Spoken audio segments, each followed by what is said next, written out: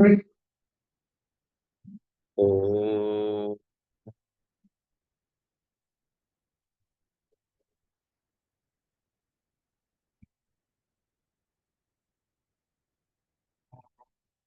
भुवः स्वः तत्सवितुर्वरेण्यं भर्गो देवस्य धीमहि धियो यो नः प्रचोदयात्।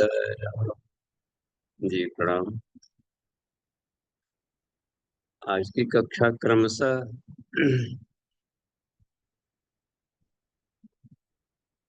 श्रीमद् भगवद गीता के त्रयोदश 13वां अध्याय का समापन किस्त में आज हम लोग श्लोक संख्या 24 हुआ था। 25 से लेकर 34 तक यानी 10 श्लोक आज लेना। 1 घंटे में 4 श्लोक तक चल सकता है। इससे अधिक जाने का मतलब है कि उसको थोड़ी कम गहराई मिलेगी। इसलिए सीधे हम लोग पहुंचते हैं, पहले पद्य शैली में देखें। किरण दी बात सीधे पहुंचे। जी बाबूजी प्रणाम। ये प्रणाम। सभी साधकों को मेरा प्रणाम। श्लोक नंबर 25 से 34 तक 13वां अध्याय।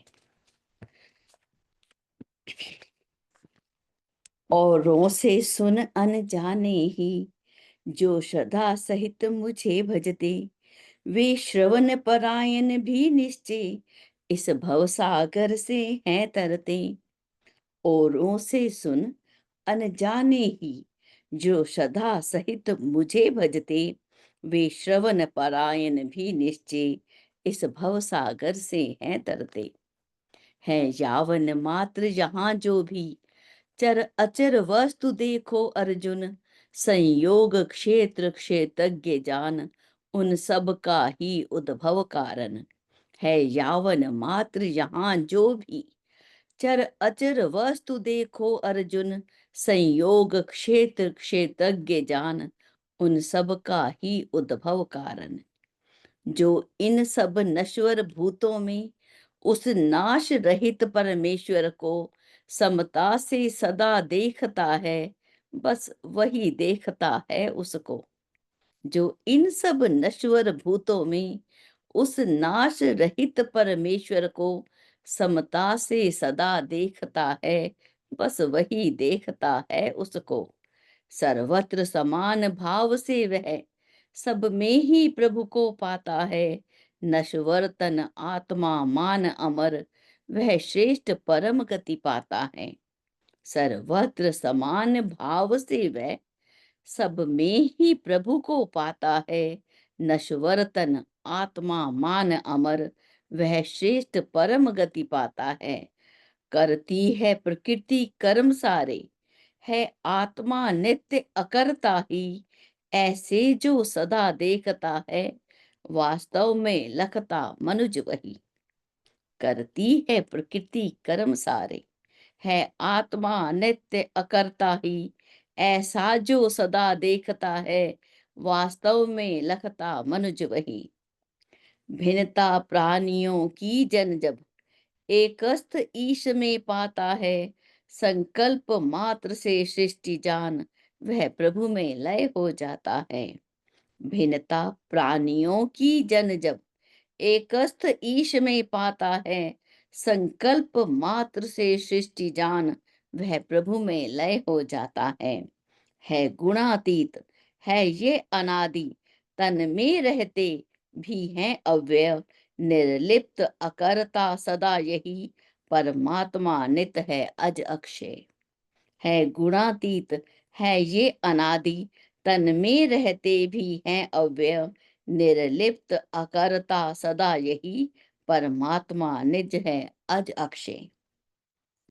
सर्वत्र व्याप्त हो कर ज्यों नभ, निर्लिप्त सूक्ष्म होने से ही, त्यों ही रहकर आत्मा तन में होता न गुणों से लिप्त कभी।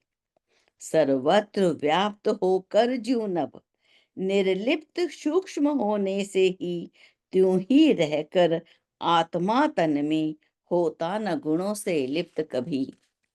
ज्यों एक ही सूर्य पूर्ण लोक आलोकित कर देता अर्जुन, त्यों ही क्षेत्री संपूर्ण क्षेत्र आलोकित कर देता है सुन। ज्यों एक सूर्य ही पूर्ण लोक आलोकित कर देता अर्जुन, त्यों ही क्षेत्री संपूर्ण क्षेत्र आलोकित कर देता है सुन। जो क्षेत्र तथा क्षेत्रज्ञ भेद है ज्ञान नेत्र से जान गए, वे भूत प्रकृति से मुक्त हुए प्रभु को सचमुच पहचान गए। जो क्षेत्र तथा क्षेत्रज्ञ भेद है ज्ञान नेत्र से जान गए, वे भूत प्रकृति से मुक्त हुए प्रभु को सचमुच पहचान गए। जी बाबूजी, प्रणाम, सभी को प्रणाम। जी प्रणाम।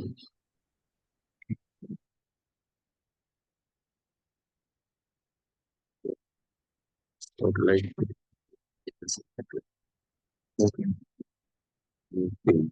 ये ओके, पूरा स्क्रीन पूरा कर लेते हैं।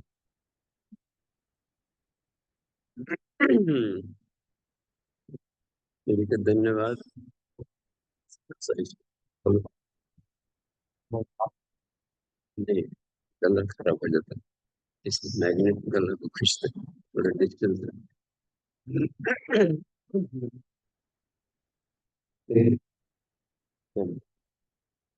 ये ओके। इसमें हम लोग अब इसका संस्कृत जो विष्णु के मुख से निकला, जिन शब्दावलियों को, उसमें जाए संतों के अपने भाव होते हैं, भाव को देवनागरी भाषा में पते शैली में कर मूल को नहीं छोड़ना चाहिए कभी। मूल है उसको लेकर चलना। तो उसमें भटकाव की स्थिति कम होगी और उसकी शाश्वतता लंबे समय तक बनेगी।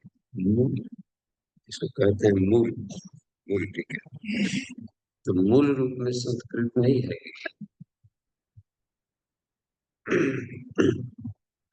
इनका भाषण उनका भाषण उनका भाषण कहते इतने मेंटेलिटी के द्वारा प्रकाशित अपने अपने अर्थों में लिया गया। समय यदि श्री कृष्ण रहते तो पूछा जाता सीधे कि आपने किस भाव से कहा, क्योंकि एक अर्थ होता एक बार में एक भाव को लेकर के मन प्रेषित करता है। अपने अपने मनोभूमि के आधार पर विभिन्न मस्तिष्कों में उजागर टकराएगा। तो किसके कैसे संस्कार हैं, कैसी तपस्या है, कैसा ज्ञान है, इसके आधार पर वो उसकी अभिव्यक्ति करेगा। तो अनंत है विस्तार, तो साफ है कि हर शब्द के अनंत अर्थ होंगे उन मनोभूमि के आधार पर। अच्छा, तो यथार्थ किसको कहा जाए? यदि यथार्थ हम ये समझे कि यथार्थ, तो वो उन सभी लोगों के पास से सत्य माने जाएंगे यथार्थ जो कि उनको उससे लाभ मिला, उत्कृष्टता की दिशा में यदि ले गया वो अर्थ, भले एक ही व्यक्ति को ले गया तो भी यथा अर्थ हो गया। एक यथार्थ का अर्थ हम ले सकते हैं एब्सोल्यूट ट्रुथ, वो सिर्फ एक ही होगा, वो मनोभूमियों के आधार पर नहीं होगा, वो एक तरफ से होगा हर जगह, और वह निरपेक्ष शक्ति परमात्मा है, पर ब्रह्म, जो कि हर एक में एक समान है वो। और बाहर में वेरिएशन देख रहे हैं विभिन्न जीव जंतु लोगों का, असुर दानव यक्ष गंधर्व, हर लोगों के जीव जंतु एक ही बार में अलग अलग व्यवहार कर रहा है, एक ही बार में। देखिए, अब इसको ऐसे समझे आज के वैज्ञानिक स्वरूप में कि ढेर सारे टीवी चैनल्स हैं, सैकड़ों चैनल्स हैं, और सब में अपने अपने प्रसारण हो रहे हैं। सबके फोटो और आवाज सबकी, कोई किसी में पच नहीं कर रहा। तो इसमें कॉमन क्या है जो सब में है? जो धारण कर रहा है सबको, आकाश तत्व है सब में कॉमन,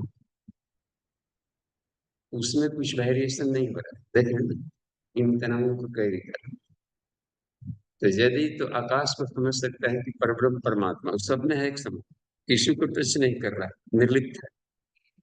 यदि हम लोग इन तरंगों चैनल्स में फंसेंगे तो फिर अपना आनंद तो ले लेंगे, इसका अपने मनोभूमि के अनुसार उसका आनंद हम ले लेंगे। तो आनंद की अनुभूति कर लेना पॉजिटिव चीज है। अपने को तो चेयरफुलनेस आया, सिकुड़ी हुई ग्रंथियां खुली, लेकिन वो इस अर्थ में सबको नहीं सेट कर सकता। हर की मनोभूमि अलग है। एक ही म्यूजिकल नोट सबको नाद जोग में नहीं ले जाएगा। जो शास्त्रीय संगीत के से में रच पच गए हैं, उनको फास्ट म्यूजिक या जो वो और छल कूद वाले उनको सेट नहीं करेंगे। तो ये बौद्धिक धरातल के आधार पर ये अर्थ होते हैं। तो अभी चूंकि वैज्ञानिक युग आ रहा है और इस प्लेटफॉर्म में, तो एक नए अर्थों में हम लोग देखें, वैज्ञानिक परिप्रेक्ष्य में भी हम लोग देखें। पॉजिटिव होना चाहिए, लाभ मिले तो जब ठीक है, तो उसको सत्य कहा गया। वे सारे अर्थ जो लोगों को सही दिशा में ले जाते हैं, सभी सत्य कहलाएंगे। कौन सा सत्य? सापेक्ष सत्य। एब्सोल्यूट ट्रूथ नहीं कभी बदलता है, निरपेक्ष सिर्फ एक ही रहता है, उसी के सापेक्ष में सारी प्रकृति दौड़ रही है। ये आइंस्टाइन का थ्योरी ऑफ रिलेटिविटी। किसी ने कोई ना कोई है जिसके सापेक्ष में ये सूर्य दौड़ रहा है, चंद्रमा दौड़ रहे हैं, हवाएं दौड़ रही, सारी गतिविधियां यूनिवर्स की उसके लिए काम कर रही। तो उसको, उस निरपेक्ष सत्य को क्षेत्र, क्षेत्रज्ञ, क्षेत्र का जानने वाला क्षेत्रज्ञ का, क्षेत्र में बाकी सारे प्रकृति के तत्व आ गए। तो आप जाकर देखिए, इसमें 24वें वाले के बाद आज 25वां में से शुरू करेंगे। तो रिकेप हमेशा जाना चाहिए, कहाँ से अध्ययन छोड़े थे, तो उसमें से कड़ी मिलेगी। तो केवल एक श्लोक देखे पिछला रिकेप, तो 24वां का हम लोग स्मरण केवल कर लें। उसमें बताए थे कि हे अर्जुन, कुछ योगी हैं ध्यान योग के द्वारा उसके साथ ट्यूनिंग ट्यूनिंग बना लेते हैं, यानी साक्षात्कार कर लेते हैं सिर्फ मेडिटेशन से। कुछ योगी होते हैं जो कि ज्ञान योग के द्वारा पा लेते हैं। तादात्म्यता पाने का मतलब है कि तादात्म्य, साजुज्यता, सारूप्यता, तादात्म्यता, इसको रेजोनेंस शब्द कह सकते हैं, अनुनाद, तालबद्ध हो जाना। तालबद्ध हो जाने को ही लय में लय मिल गया तो प्रलय भी। लयबद्धता हुई तो सारा मस्ती आनंद आने लगता है अपने भीतर। कुछ लोग ज्ञान योग के माध्यम से और कुछ लोग कर्म योग के माध्यम से पाए। यहाँ पर देखिए फिर एक आता है, संशय आती इस बात में आ सकती है। ये तीनों अलग अलग प्रक्रिया, इसी के आधार पर आप ज्ञान योग भी हैं, कर्म योगी हैं, ध्यान योगी, अलग अलग मत, अलग अलग इंस्टीट्यूशन बन सकते हैं इसके लिए। लेकिन आप बारीकी से देखेंगे कि तीनों तीनों में कॉमन फैक्टर है।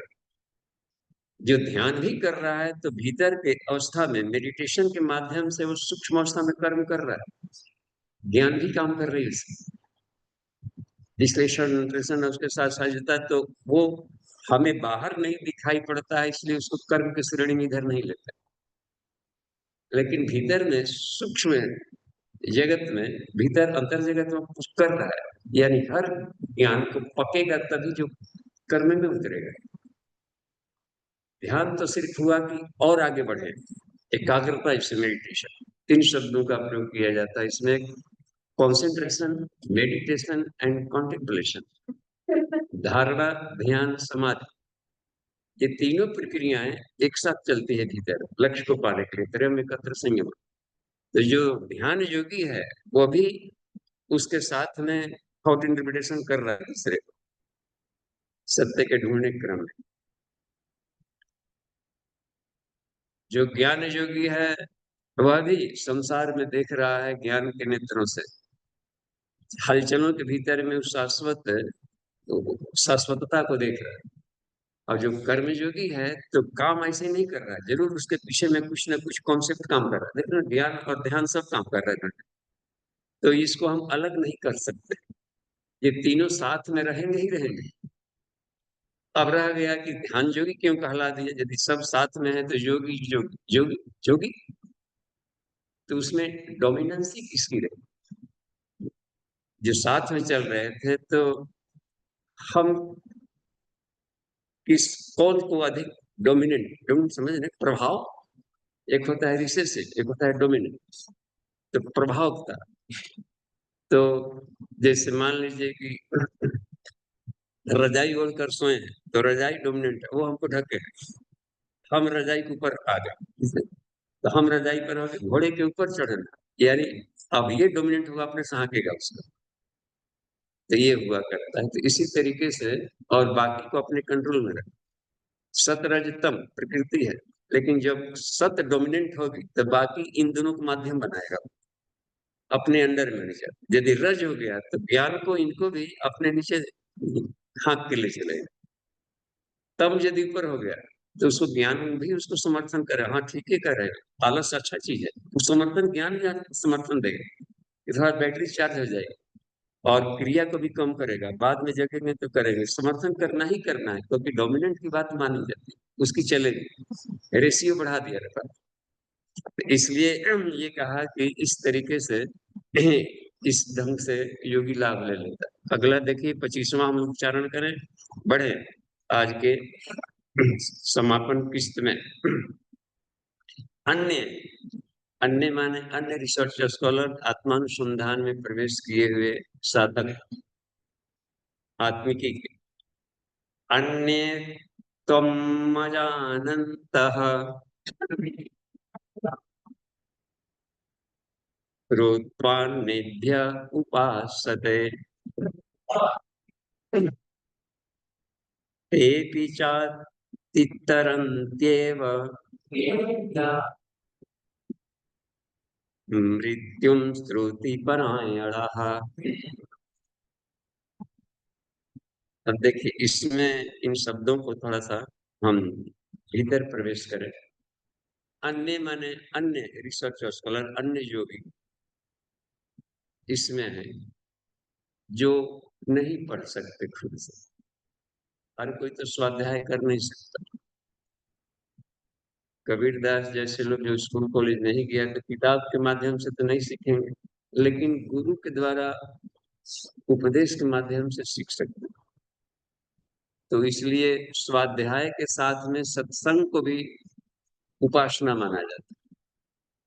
ईश्वर की समीपता प्राप्त करने के लिए चारों फैक्टर बड़े उपयोगी होते हैं। एक तो जब से भी किसी खास मंत्रों का अपने जो इष्ट हैं उनके मंत्रों की समीपता लाता है, जब भी समीपता लाएगा। दूसरा होता है ध्यान, मेडिटेशन से भी समीपता मिलेगी, अपने इष्ट के ध्यान करते रहेंगे, उनके गुणों का स्मरण करने से समीपता आती है। तीसरा होता है स्वाध्याय, मान लीजिए कि आज हम श्री अरविंदो नहीं है तो उनके साहित्य है, उनके साहित्यों के अध्ययन करेगा तो अपने विचार, जो जो विचार अपने से तालमेल खाएगा, एकदम उसकी किरणें लगता है कि हम उत्फुल्लित हो गए। तो स्वाध्याय से भी हठीले संस्कार खत्म होंगे और आदमी उसको पा लेता है, इष्ट को प्राप्त कर लेता है। तो यदि पढ़े लिखे हैं तो हम स्वाध्याय कर सकते हैं, उनकी समीपता पा सकते हैं शब्द से, उपनिषदों से, वेदों से, या किसी महापुरुषों के साहित्यों से जो कि अपने आदर्श हैं।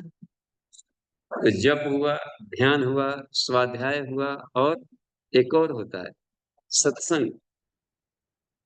सत्संग से कितनों कोई मान ले कि पढ़ा लिखा नहीं है, देहात में है और हरिश्चंद्र नाटक हो रहा है, तो उसकी सत्यवादिता को देख करके अपने जीवन शैली को बदल सकता है।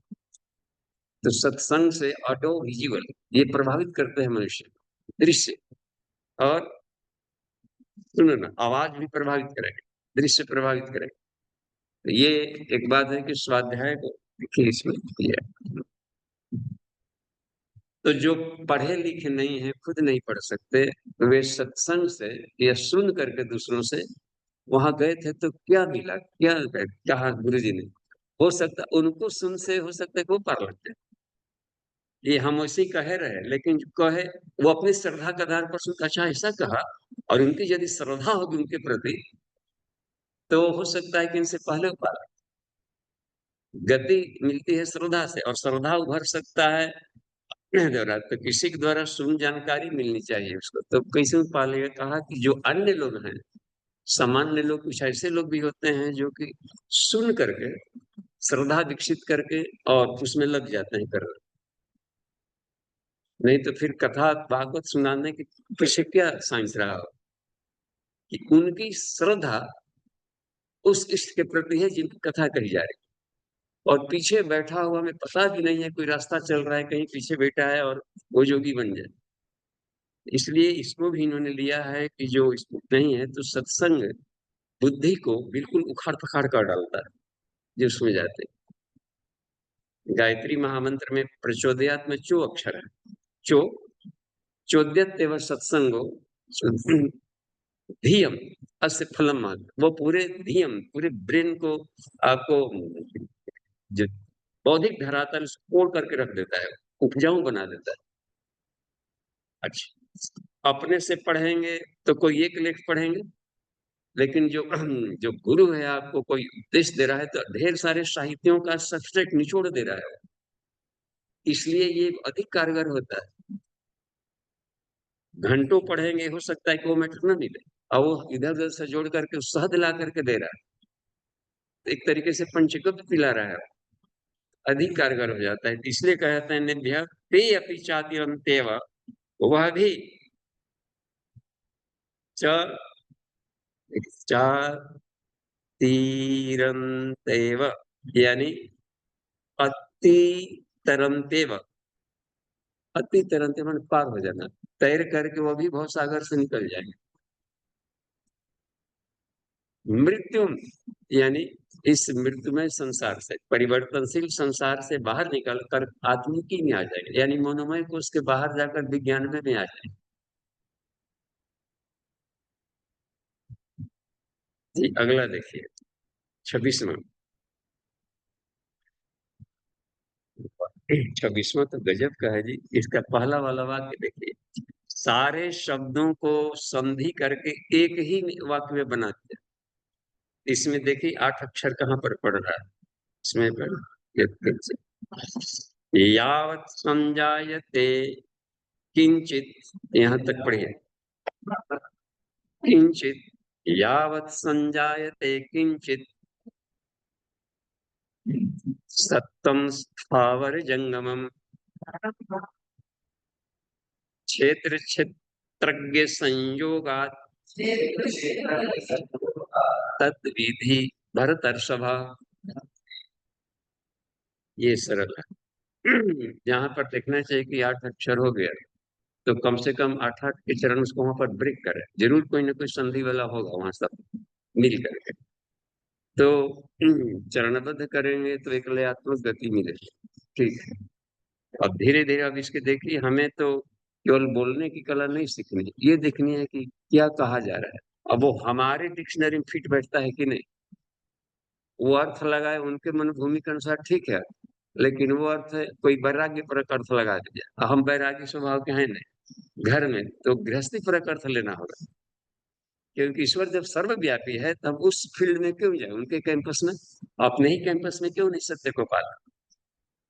तो ये इसलिए कोई कहीं से भी प्राप्त कर लेता है। उसके बाद में देखिए यहाँ पर कहते हैं कि यावत संजायते किंचित तत्सत्वम, जो भी हम सत्वम कहते हैं, लिविंग बींग्स, जो भी क्रिएचर्स हैं, वो चाहे वृक्ष वनस्पति हो, स्थावर हो, या चलने फिरने वाले हो, जीव जंतु पशु पक्षी वगैरह, तो जितने एक भिन्न टाइप का मिला, ये जड़ है पत्थर मिट्टी, ये नहीं चल रहा, न न फल फूल दे रहा था, लेकिन लिविंग बींग्स नहीं है।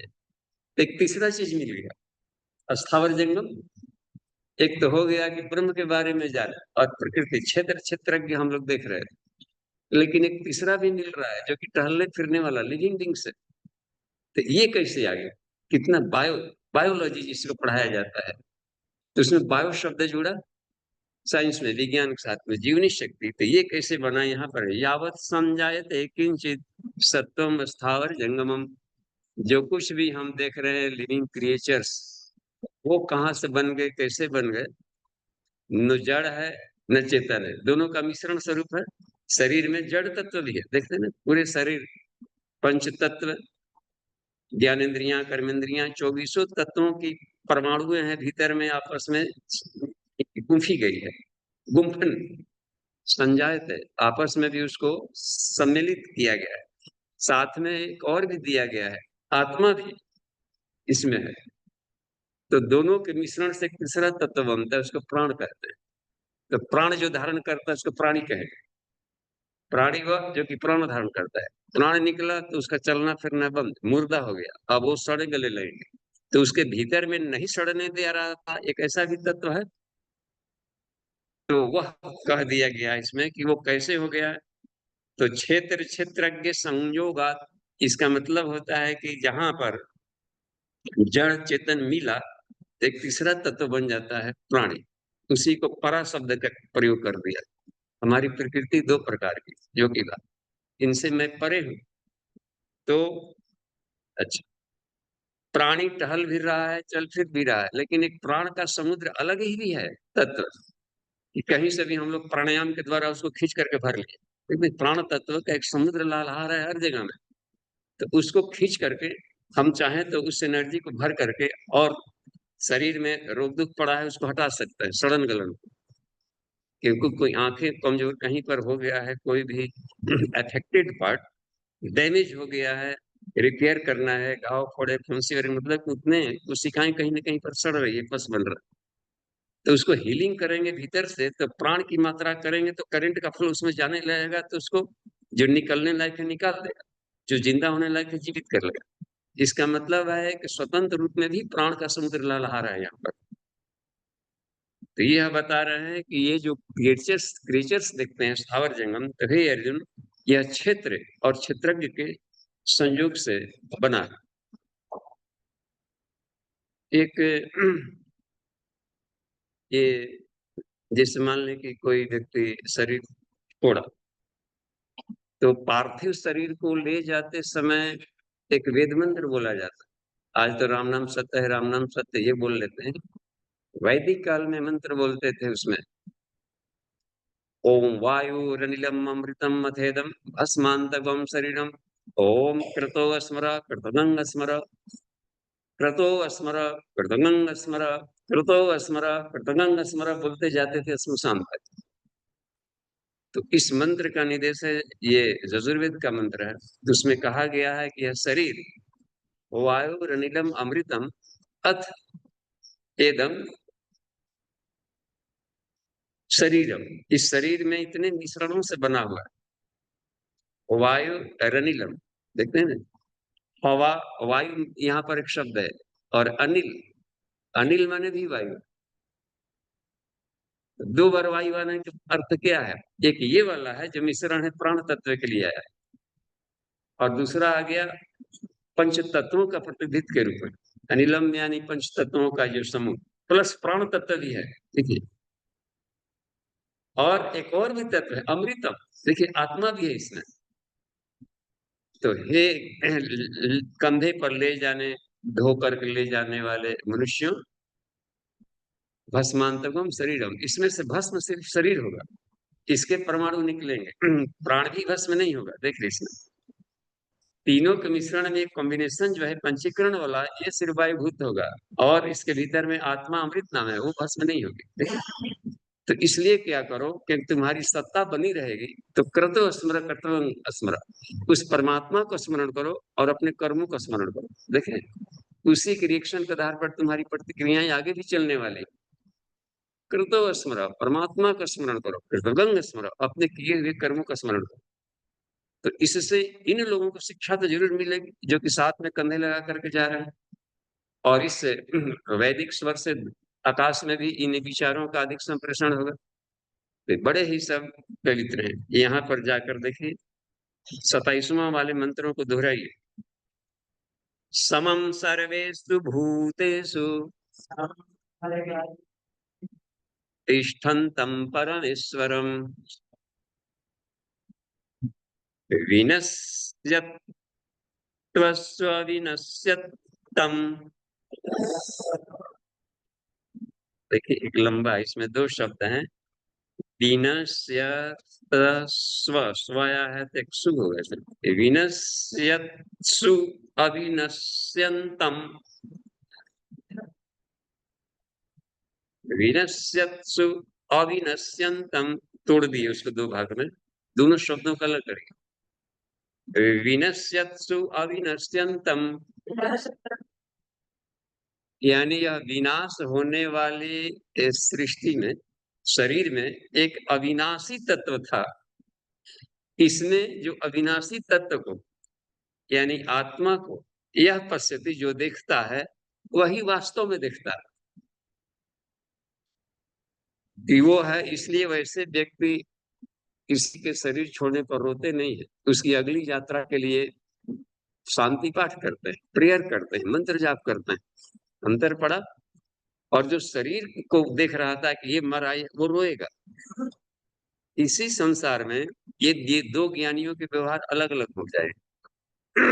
तो कह रहे श्री कृष्ण भगवान यहाँ बोल रहे हैं कि जो परमात्मा है वह सभी जगह एक समान फैला हुआ। समम सर्वेषु भूतेषु, भूत माने जीव जंतु भी होगा और भूत माने भौतिक तत्व भी होंगे। 24 तत्व भी भौतिक अलग। हम सब जीवित भूत हैं। भूत माने प्रेत नहीं, प्रेत अलग हो गया। भूत माने भौतिक तत्वों से बना। तो जितने भी तरह के हैं, जो जिसे विचार हुआ, भाव हुआ, ये सब भी भूत कहलाए, भौतिक तत्व है। अहंकार ये भी भूत है। तो कहा कि सभी में एक समान रूप से, एक होमोजीनियस रूप से परमेश्वर स्थित है। हरि व्यापक सर्वत्र समान है, कम बेसी नहीं है उसका कि यहाँ पर उसकी पोटेंसी कम है या अधिक है। तो यह तत्व है उसमें। देखिए गीता में एक जगह और आया है, उधर पिछले वाले अध्याय में ही था। मयि सर्वमिदं प्रोतम सूत्रे मणिगणा इव। ये अर्जुन, सारे संसार के जो परिवर्तनशील वस्तुएं देख रहे हैं, इसको हम मणिगणा समझे, मणियों का और माला सूत्र के रूप में मुझ में प्रिय है। यानी एक ऐसा भी आयाम है इसी संसार में, इसी संसार के परिवर्तनशील लहरों की सत्ता में, सुख दुखात्मक में एक ऐसा भी डायमेंशन है जहां पर बिल्कुल स्थिरता है, शांति और आनंद है, और हर जगह एक समान। पहले वाले लाइन और दूसरे वाले लाइन में कि जो उसको दिखता है वही सही दिखता है। जो उस सूत्र को धारण करता है तो कहा जाता है ब्रह्म सूत्र धारण किया। उसी सूत्र को धारण करने के लिए यज्ञोपवीत को प्रतीक रूप में रखा गया कि बार बार याद रखेगा कि तुम हम उस सूत्र को के साथ जुड़े कि नहीं जुड़े। यदि जुड़ गए तत्सूत्रम धारित तो योगी कहलाए। जीवात्म परमात्मा संयोगो नाम योग, योगविद भी उसी को कहते हैं, ब्राह्मण भी उसे कहेंगे, और यति वही कहलाता है। यह परब्रह्मोपनिषद में बात कही गई। तत्सूत्रम धारित योगी योगविद ब्राह्मणो यति। यह आगे चलकर देखिए 28वें वाले मंत्र को दोहराइए। समम पश्यन् हि सर्वत्र सम अवस्थितम ईश्वरम न हिनस्यात्मनात्मानं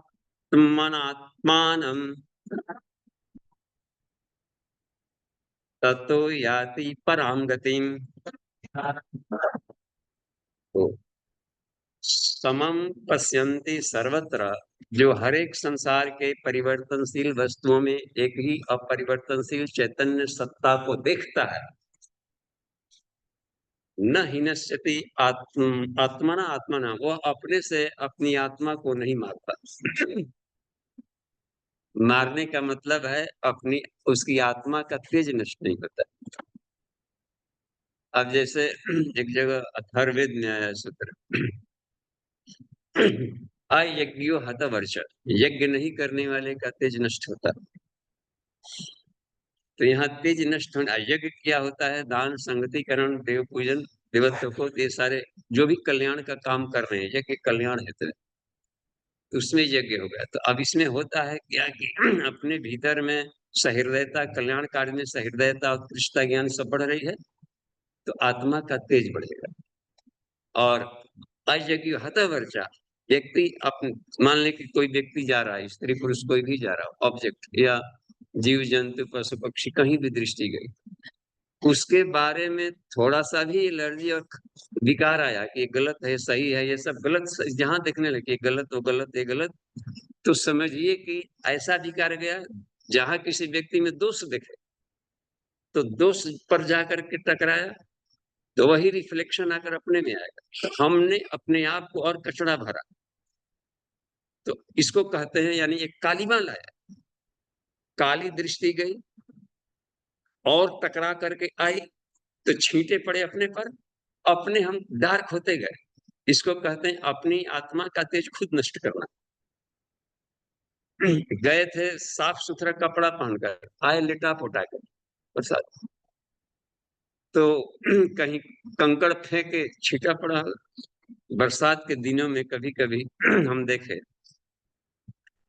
कि जूता पहन करके चलने में तो ठीक था, नहीं थोड़ी थोड़ी कीचड़ हुई है, थोड़ा थोड़ा ऐसा भी चलता है ना, झीसी फूसी वाला, थोड़ा सा हो गया बुनी पानी खिचड़ी खिचड़ी, तो उसमें जूता पहनने वालों को तो छींटे नहीं, लेकिन जो गलती से चप्पल पहन के चल रहे हो, तो उनके पीछे वाला छींटा भी मारते रहता है। बाहर से सफा सफ लगता है, लेकिन हम पीछे देखे अपना, यार ये सब कहाँ से लेटा फटा गया छींटे, तो पीछे वाला चटक चटक मार रहा था।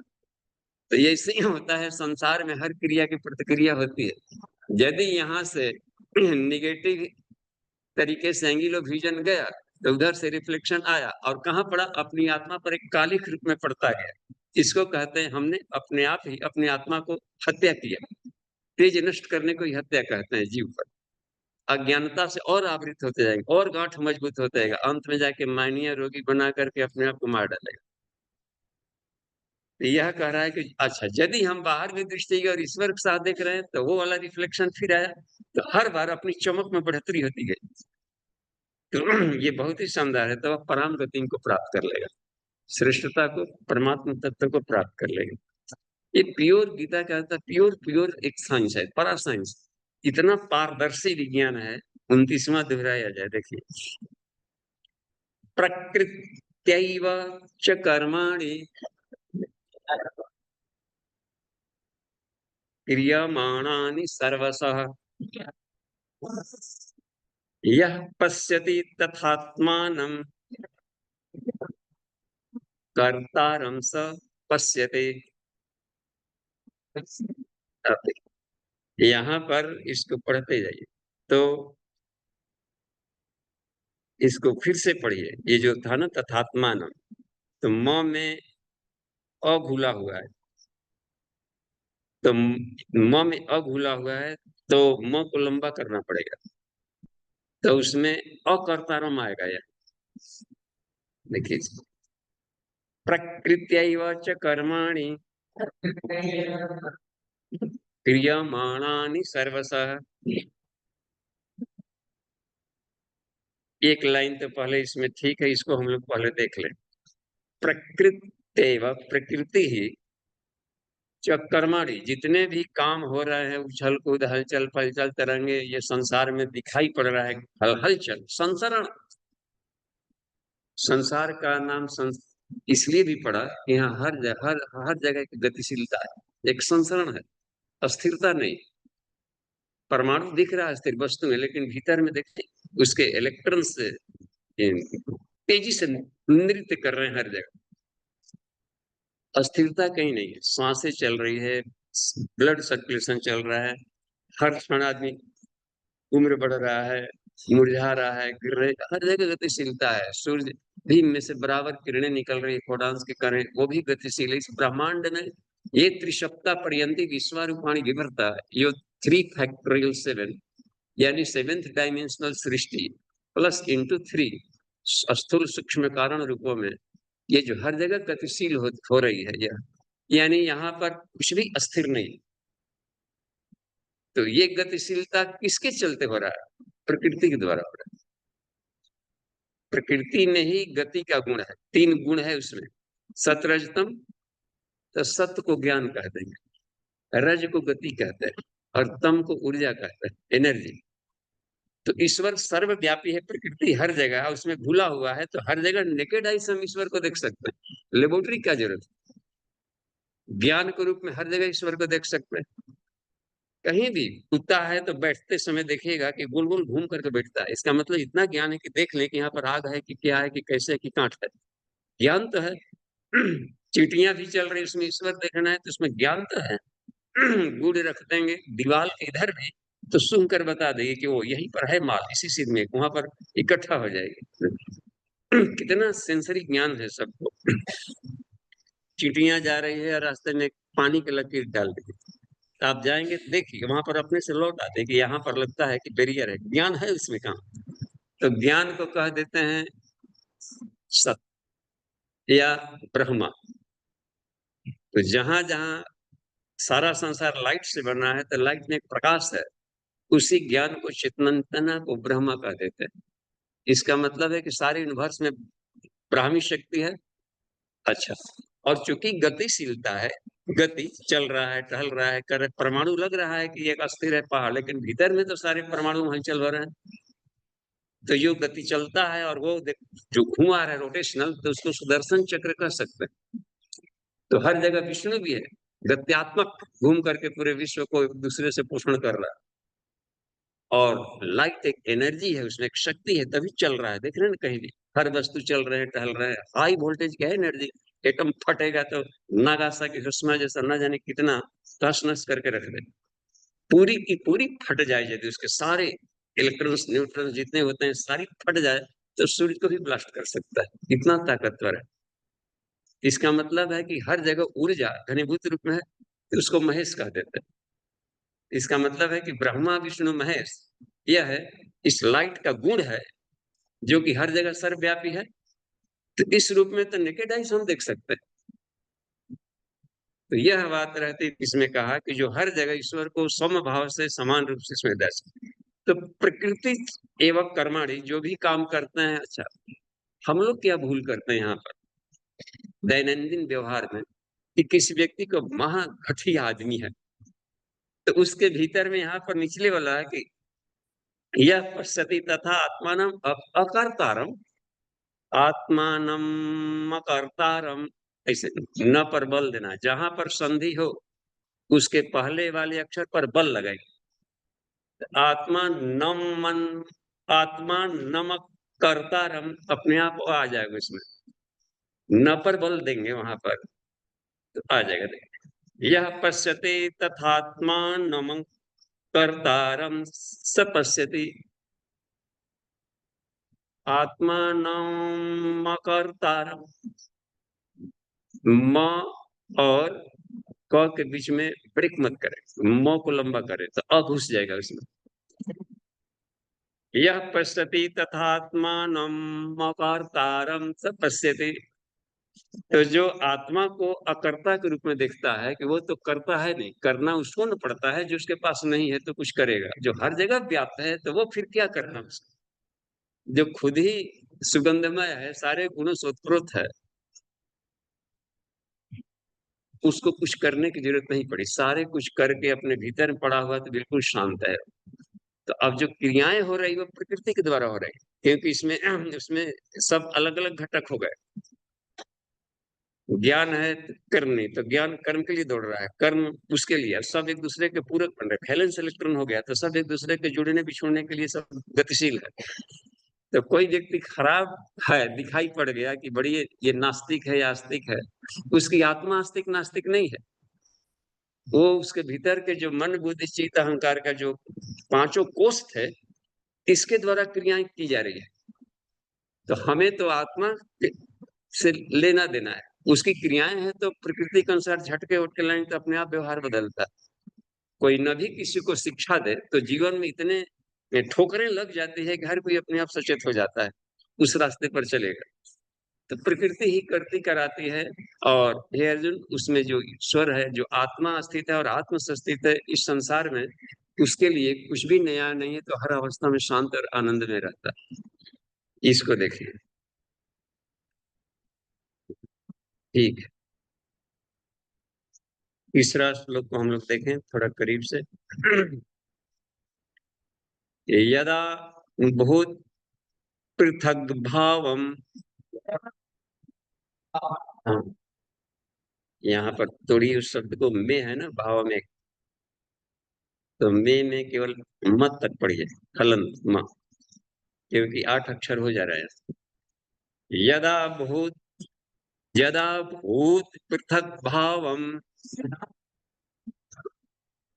एकस्थम अनुपश्यते, वह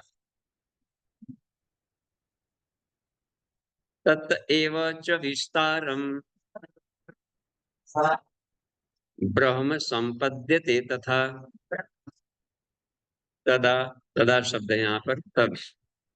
फिर से पढ़िए, तब तक पढ़े जब तक से कि उसको रमा जैसा ना हो जाए, रोड़ा रोड़ी टूट न जाए, रास्ता ना हो। तो एक आदमी जब चलता है तो बिल्कुल सरपट हो, ढेला डोकर फूट फाट जाता। तो 2-4 बार इसको इसलिए कहा कि जो 7 बार पाठ कर जाए, तो वो इतना रवा हो जाता है कि ससुराल तक पहुंच जाएगा। तो उसको रिपीटेशन करिए। यदा बहुत पृथक भावम एकस्थम अनुपश्यते तत एव च विस्तारम ब्रह्म संपद्यते तदा। हाँ, अब हुआ तथा। अब देखिए, यदा, जिस क्षण मान ली कि जीवन में कभी उदास हुए, कभी खुश हुए, तो कब खुश हुआ, कब उदास हुआ, कब शांति, कभी कभी होता है ना एकदम शांति और प्रसन्न बन रहा, तो यदा शब्द कह दिया है कि जिस क्षण। अब जैसे मान ली कि विषाद युग के बाद आ गया ज्ञान, सांख्य युग रखा, ज्ञान दिए, तो विषाद की स्थिति में ज्ञान मिला। यदि विषाद नहीं आया रहता तो कृष्ण के संदेश की क्या जरूरत, शोकग्रस्त नहीं हुआ रहता। इसका मतलब है कि शोक भी, विषाद भी योग को प्राप्त किया।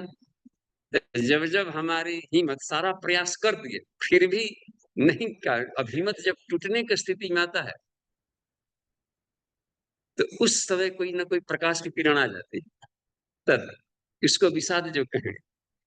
तो वो भी जरूरी है, आना उतार चढ़ाव। जब तक से टेंशन नहीं आता है तो बुद्धि भी रास्ता नहीं खोजता है। तो टेंशन हानिकारक नहीं है, बुद्धि वर्धक भी है। दबाव, दबाव नहीं पड़ेगा तब मांसपेशियों में नहीं दबाव मिल रहा, कितना वेट लिफ्ट कर जानबूझ करके दबाव दे रहा है इसको बूस्टअप करने के लिए। तो यह बात कही जाती है कि ये कि जब जब भूत पृथक भावम एकम, संसार के जो अलग अलग दृश्य देख रहे हैं, तो जब जिस क्षण इसमें एक ही परमेश्वर हर जगह दौड़ रहा है, उस आयाम को, उस फ्रीक्वेंसी को मन उसके साथ जब जब सजगता स्थापित कर लेता है, और तत् एवं च विस्तारम ब्रह्म संपद्यते तथा, तब देखते हैं, तब लगता है कि वो सारे संपूर्ण विस्तारों को देख रहा है, क्योंकि उसकी पहुंच हर जगह है। देख रहे ना, वो इसकी पहुंच हर जगह नहीं थी वस्तुओं का, अपने ही अपने परिधि में दौड़ रहा था। लेकिन हमने सूत्र को पकड़ लिया, माला को हमने पकड़ा, माला में, मोतियों की माला में, या जो हम जप करते हैं जिस माला में, उसमें धागा में यदि हम हो गए, तो धागा तो हर एक मालाओं में दौड़ रहा था। इसलिए यदि ईश्वर से दोस्ती कर लिए तो सारे विश्व के सारे वस्तु अपने अनुकूल आएंगे ही आएंगे, क्योंकि अपनी पहुंच हर जगह बन गई। हम लोग डर रहे थे कि ईश्वर को जाएंगे तो अपना घर परिवार छूट जाएगा। वो हर जगह कॉमन फैक्टर रहा है, ये छूटेगा नहीं और बढ़ जाएगा, विस्तार हुआ। कोई योगी गया घर छोड़ करके संसार की सेवा में, यह मत छोड़े कि छोड़ा, अपने परिवार का विस्तार कर लिया, वसुधैव कुटुंबकम हो गया, उसमें अपना परिवार भी शामिल है। गायत्री महामंत्र जप कर रहे हो तो उसमें धियो यो नः शब्द है, हम सबकी बुद्धि सन्मार्ग में लगे। केवल अपने लिए प्रेयर कर रहा था कभी, लेकिन गायत्री मंत्र की दीक्षा दी गई कि नहीं तू सबके लिए प्रेयर कर, तो सब में अपने आप शामिल है ही है, तो सबका अपना तो शक्ति मिलेगा ही और सबका भी अनुदान लेकर आएगा। तो ये बहुत ही ये कमाल का तकनीक यहाँ बता रहे हैं कि ये तो जो सब में परिवर्तनशील वस्तुओं में एक ही ये परिवर्तनशील चैतन्य सत्ता को देखता है, तो समझिए कि वो समग्र को देखता है और वही सही रूप से वो ब्रह्म को प्राप्त हो जाता है। आगे पद्यते संपदते प्राप्त होता है। 31वां 32वां देखिए तेजी से है। 8 मिनट 31वां दोहराया जाए। वाह, ये भी पूरा का पूरा लाइन देखिए एक ही हेडिंग में। इसमें किए तो 8 अक्षर कहाँ पढ़ रहे हैं आप लोग, इसको ढूंढे इतने सभी साधक। अना देखिए अनादित्वात् निर्गुणत्वात् परमात्मायम अव्ययः। 16 अक्षर एक साथ हैं, तो 8 अक्षर पर तोड़ी। इसमें अनादित्वात् निर्गुणत्वात् परमात्मा अयम अव्यय 5 शब्द एक साथ संधि किया गया है समेकित संक्षेप में। तो इसलिए किया जाता है कि अलग अलग करने से अक्षर की संख्या बढ़ जाती है, तो फिर जाकर छंदबद्ध उच्चारण करने में लयबद्धता नहीं रहती। कहते हैं ना, ढोलक ताल हारमोनियम सब रहता है, जहाँ एक मात्रा लंबा की तो उसका खटपट हो जाता है बिगड़ के। तो वो एक तालबद्धता बनी रहे, इसलिए शब्दों को संधि करके अक्षरों की संख्या को थोड़ा कम कर दिया जाता है। लेकिन यदि अभ्यास है, जैसे मान लीजिए कोई प्रोफेसर है, तो समझाने के लिए अलग अलग उच्चारण कर सकता है कि उनको बताने के लिए। ठीक, तो निर्गुणत्वात्, त्वात् तक पढ़ रहा है, त्वात् तक पढ़े ना, वात अब तो आधा है, तो इसमें ले लेंगे। तो इसको ऐसे पढ़िए, अनादित्वात् निर्गुणत्वात्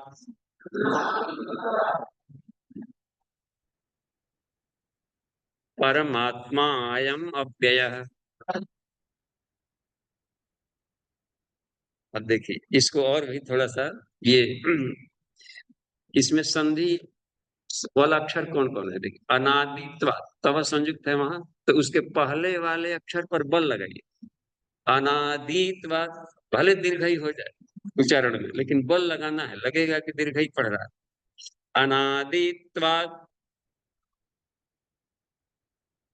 अनादित्वात् निर्गुण, निर्गुणत्वात् ड़ पर बल लगाए। अनादित्वात् निर्गुणत्वात्, अनादित्वात् निर्गुणत्वात्, अनादित्वात् निर्गुणत्वात्। अब तालबद्ध होना छूटेगा, जो साथ में चल रहा है और यंत्र वो एक साथ तालबद्ध हो जाएंगे। आप देखिए परमात्मायम अव्यय,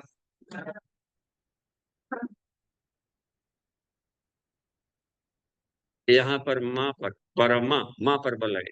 परमात्मा एयम मव्यय, मव्यय व्यय है ना संधि, तो म पर बल लगाएंगे तो तालबद्ध हो जाएगा। परमात्मायम अव्यय। हाँ, अनादित्वात् निर्गुणत्वात्। अब इसको देखें थोड़ा, यानी ईश्वर परब्रह्म का गुण, आत्मा का गुण है कि वह लिप्त क्यों नहीं होता। शरीरस्थोपि कौन्तेय न करोति न लिप्यते। यह परमात्मा है, परमात्मा के बारे में, परमात्मा और उसको फील करेंगे अपने आत्मा में। आत्मा परमात्मा, जिससे बाहर परमात्मा शब्द का प्रयोग किए समष्टि जगत, अपने भीतर में आत्मा शब्द का प्रयोग कर, उससे हम अपने भीतर में अनुभूति करते हैं, अपने साथ उसको आरोपित करके देख करके कि वह परमात्मा, ये आत्मा अनादित्वात है, ठीक, अविनाशी है और शाश्वत है। निर्गुणत्वात है, निर्गुण, सतरज तम से भी परे है, ठीक। और अव्यय है, अविनाशी है। इसलिए निर्गुणत्व उसका गुण है, तो शरीर में रहते हुए भी लिप्त नहीं होगा। गुण ही है निर्गुणत्व, और शरीर बना है प्रकृति से 3 गुणों वाला, तो उसका स्वभाव ही है नहीं लिप्त होना। तो कमल की पत्तों की तरह कीचड़ में भी रहेगा तो लिप्त नहीं होगा। इन गुणों के चलते वह लिप्त नहीं होता शरीर में रहते हुए। कुछ स्पष्ट लग रहा है जैसा? कमल क्यों नहीं लिप्त होता इसमें? क्योंकि इसमें कीचड़ में विस्कोसिटी नहीं है, कुछ चिपक करके लेटाने वाला। कमल का उदाहरण क्या? किसान है तो धान के पत्तों का उदाहरण ले सकते हैं। धान की पत्तियां हैं, बाढ़ में से डूबती है तो वो भींगती नहीं है, फिर वो अपना खड़ी हो जाएगी निकलने का। तो यहाँ दिया गया है कि नीचे के कि कमल को दे दिया जाता है कि कीचड़ बस, और जीवन सारे देवता कमल पर रहते हैं, और कमल उगता है कीचड़ में। और जहां कीचड़ से दूर भागने लगे तो कमल तो बनेंगे नहीं। तो कीचड़ में रहते हुए कमलत्व तो बनाए रखना, यानी आत्मस्थिति में रहेंगे तो संसार में रहते हुए भी हम लिप्त नहीं होंगे। और आज आत्मस्थिति में रहने को ही अस्तित्व प्रज्ञ कहा है। दूसरे अस्तित्व प्रज्ञ का आभास, अस्तित्व प्रज्ञ कैसे रहता है, क्या करता है और क्या उसकी प्रचलन है। अस्तित्व प्रज्ञ हो गए तो फिर संसार में भोग और मोक्ष दोनों एक साथ पाएंगे। संसार का कोई भी भोग उस योगी को अपने बंधन में नहीं डाल सकता, क्योंकि वो अपने मूल सत्ता में स्थित है, निर्लिप्तता में।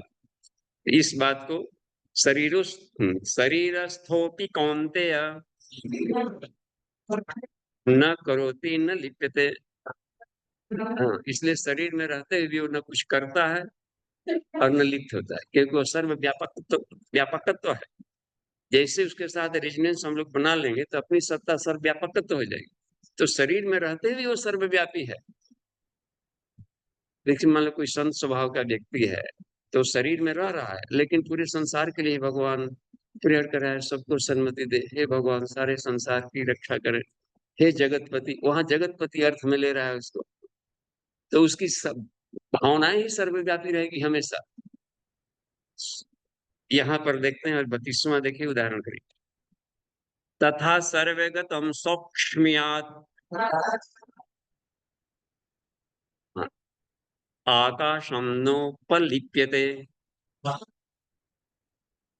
देखिए, सब सौक्ष्म्यात् आकाशम है, तो इसका मतलब है कि दा में ही, दाकाश तो कोई शब्द होता नहीं, आकाश होता है, और त का हलंत और अ मिलकर के द बना है। तो इसको संधि यहीं पर तोड़ेंगे, 8 अक्षर यहीं पर बन रहा है। तो सौक्ष्म्यात् तक पढ़ेंगे तो अर्थ भी स्पष्ट होते जाएगा, और पढ़ लेंगे। तथा सर्वगतम सौक्ष्म्यात् आकाशम नोपलिप्यते सर्वत्र देहे तथात्मानुपलिप्यते। एक उदाहरण दिए, उदाहरण से सरल हो जाती है बात। यहाँ कृष्ण आकाश का उदाहरण दे रहे हैं कि हे अर्जुन, जैसे आकाश तो सर्वव्यापी है, इसकी लंबाई चौड़ाई आज तक कोई नाप नहीं सके। कितनी गहराई, कितनी लंबाई, कितनी चौड़ाई, इसकी सर्वव्यापकता है, और इसलिए कहीं लिप्त नहीं होता। लिप्त वो होगा जो सर्वव्यापी नहीं, तो किसी खास को अधिक प्यार करने लगेगा तो चिपक गया। लेकिन जो जिसका प्यार सर्वव्यापी हो गया, सार्वभौम, वो किसी से चिपकेगा नहीं, और वह दिव्य प्रेम में रहे। तो वो चूंकि आकाश सर्वव्यापी है, इसलिए संसार में किसी से चिपकता नहीं। इतना सूक्ष्म का मतलब होता है इतना विरल, इतना रिफाइंड, कि कहीं भी छेद कहीं भी चला, उसके लिए कुछ भी दीवार ना हो, हर जगह। देखते कुछ ऐसे भी तेल होते हैं कि यहाँ रखने पर नीचे चू जाएगा, केवड़ा वगैरह का तेल कहीं रखा जाए तो छेद चू जाता है। तो किन्हीं किन्हीं को कुछ वैसे होते हैं कि नहीं चूता, ऊपर पड़ा रहा है। तो उसमें कहा जाता है पेनिट्रेशन तब आएगा जब सूक्ष्म है। मिट्टी है, उस जल में जाकर से मान ली कोई है कॉर्क थर्मोकोल टहल रहा है, लेकिन कुछ वैसा भी रसायन होगा उसमें गला देता है, भीतर घुस करके उसको गला देगा। नमक डेला पानी में गया तो वो ये घुस गया है उसमें, पानी उसमें घुसा है। और वही शीशे पर डालेंगे, पानी नहीं घुस रहा है, पेनिट्रेशन। बात बन रही है ना कहीं पर? इसका मतलब होता है कि और सूक्ष्म करें शीशे में, जिससे पानी को और भी सूक्ष्म करें, पतला करते करते जल, अग्नि, अग्नि के ऊपर हमें हाई टेम्परेचर में घुस सकता है उसमें, वायु आकाश के रूप में घुस जाएगा हर जगह, आकाश में भी नहीं घुस रहा है। विचार कहीं पर शीशा लगा दिया और हम बोले तो भीतर वाला नहीं सुनता है साउंड करना पड़ता है कि सुनिए। और यदि अपने को माइक्रोवेव बना दे, हॉट बना दें, तो उसमें मोबाइल आ जाता है इसमें घुस के, वहां पर दीवार नहीं बने, यानी जैसे सूक्ष्म होते जाएगा उसके लिए कोई भी रुकावट नहीं। आकाश इतना सूक्ष्म है कि हर जगह व्याप्त है, और मन इससे भी सूक्ष्म है जो आकाश के भीतर भी हर जगह है। बुद्धि और ही सूक्ष्म है, इतना रिफाइंड है कि वो मन के भीतर में भी घुला हुआ है और उसको दिशा दे रहा है। प्राण और भी सूक्ष्म है, इसके भीतर में भी उसको गति और सोचने की शक्ति दे रहा है। आत्मा प्राण को भी उत्पन्न कर रहा है और भी अत्यंत सूक्ष्म है, यानी अत्यंत चमकदार, शानदार, रिफाइंड है। और आत्मा भी में भी थोड़ी थोड़ी विस्कोसिटी है कि मन बुद्धि से चिपक जा रहा है। इसका मतलब एक और भी रिफाइंड तत्व होगा परमात्मा, जो कि और भी रिफाइंड है, तो वही कहीं लिप्त नहीं होता है। इसका उदाहरण वर्तमान में आकाश से दिया है यहाँ पर कि हे अर्जुन, तथा सर्वगतम सौक्ष्म्यात् आकाशम नोपलिप्यते सर्वत्र स्थितो देहे तथात्मा नुपलिप्यते। ऐसे ही आत्मा को कहा कि इतना सूक्ष्म है, आकाश से भी सूक्ष्म है। जैसे आकाश ही नहीं लिप्त होता है, तो आत्मा और भी शरीर में रहते हुए कहीं लिप्त नहीं होता। मन बुद्धि चित्त अहंकार से लिप्त नहीं होगा। यदि लिप्त हो गया तो फिर वहां आत्मा नहीं कहेगा, जीव कहलाने का, जीवात्मा कहलाएगा। एक भी परत आनंदमय कोष में भी यदि हम लिप्त हो गए तो फिर भी जाकर फिर जीवात्मा कहलाएंगे। अब रह गया कि ज्ञान के माध्यम से इसमें रहते हुए हम बंधनों में नहीं है, तो जीवन मुक्त कहलाएंगे। और यदि सारे कोषों को हटा दिए तो विदेह कहलाने लगे, कोई भी अब आवरण नहीं है, तो इसको कह देते हैं बॉडीलेस बॉडी। बुद्धत्व रहेगा लेकिन कोई अपना सीमा नहीं, इनफाइनाइट हो जाएगा उसकी बात। यही अवस्था होती है इसमें करने का। आगे चलते हैं। 33वां दोहरा गया, 34 दो सूत्र रह गया। यथा सर्वगतम आकाशम, ऐसा नहीं, इसको पढ़िए। 33वां पढ़िए आप। यथा प्रकाशयत्येक, हाँ 8 अक्षर हो गया ही। यथा प्रकाशयत्येकः,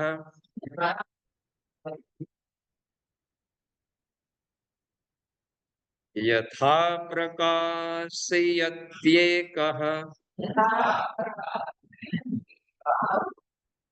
टाइम उतना लगना चाहिए जितना कि उसमें होता है। तो यहाँ पर किसी न किसी पर बल लगाएंगे तब होगा, तो जहां संधि है उसके पहले वाले पर बल लगाएंगे तो उतना स्पेस ले लेगा। यथा प्रकाशयत्येकः कृत्स्नं लोकमिमं रविः क्षेत्रं क्षेत्री तथा कृत्स्नं प्रकाशयति भारत। यहाँ पर सूर्य का उदाहरण दे रहे हैं। यथा प्रकाशयति एकः कृत्स्नं लोकम इमं रवि, जैसे एक ही सूर्य, एकः रवि, इमं कृत्स्नं लोकम, इस कृत्स्नं कहते हैं एज ए होल। तो संपूर्ण संसार को, जगत को एक ही सूर्य जैसे प्रकाशित कर दिया, ऐसे इस शरीर के भीतर में एक ही आत्मा हर एक पूरे के पूरे अपना प्रकाश बिखेरता है। अब देखिए तो अब शरीर के भीतर में जितने जीव कोष हैं सभी एक स्वतंत्र जीव हैं, उनकी भी स्वतंत्र सत्ता है, वो भी एक जीवात्मा है। तो जैसे मान लीजिए कि सूर्य का उदाहरण दिया, तो जितने भी क्रिएचर्स हैं उनको भी प्रकाशित कर रहे हैं, तो हम लोग एक स्वतंत्र जीव हो गए। तो इसके भीतर में एक सूर्य है और यह बनावट अनंतता तक है। योग वासिष्ठ का क्लासेस चला था, उसमें था ना कि एक अनंत लोक, हर हर के भीतर में उसका नाम ही अनंतता है। थोड़े से सेकंड में इधर 8 मिनट बीता था, उधर कितने 70 वर्ष की आयु बिता दिया। नैनो के सेकंड में भीतर उसमें वर्गीकरण होता है। तो यह बता दिया जाता है, तो उदाहरण दिया गया है कि जैसे शरीर सूर्य प्रकाश तो अपने केवल शरीर और आत्मा इन्हीं दोनों का उदाहरण लेकर चल रहा है। तो जैसे एक ही सूर्य यथा प्रकाशयति एकः कृत्स्नम लोकम इमम रवि, यथा एकम रवि, इसको प्रज्ञापन कर दिए आराम पड़ जाएगा। यथा एकम रवि इमम कृत्स्नम लोकम, संपूर्ण लोकों को प्रकाशित प्रकाशित करता है। संस्कृत के श्लोकों में एक सुविधा होती है कि किसी को आगे पीछे रख सकता है, और उसको जब बोलचाल की भाषा में जैसे बोला जाता है तो बोलचाल की भाषा में इसको पढ़ सकता है। तो ये एक सरलता मिलती है इससे। क्षेत्रम क्षेत्री तथा कृत्स्नम, वैसे ही जो यह क्षेत्री है यानी कि आत्मा, इस क्षेत्र का मालिक, वह पूरे शरीर को प्रकाशित करता है।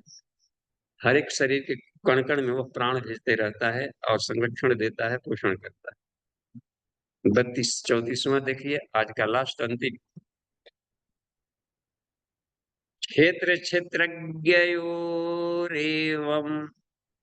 यहाँ तक, हाँ 8 अक्षर। क्षेत्र क्षेत्रज्ञयोरेवम्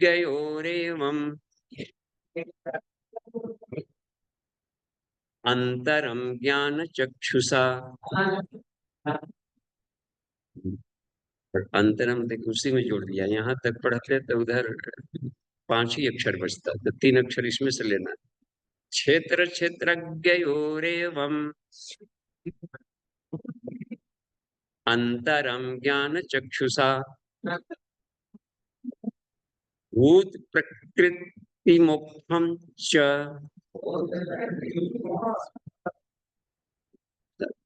ठीक है। ये विदुर्यान्ति ते परम, वाह। क्षेत्र क्षेत्रज्ञ जो बताया अभी तक से कि हे अर्जुन, हमने जो तुमको ये बताया है कि ये क्षेत्र है प्रकृति, और जो क्षेत्रज्ञ है सबको जानने वाला आत्मा या परमात्मा तत्व या पुरुष तत्व, इन दोनों के अंतर को ज्ञान के नेत्र से देखता है।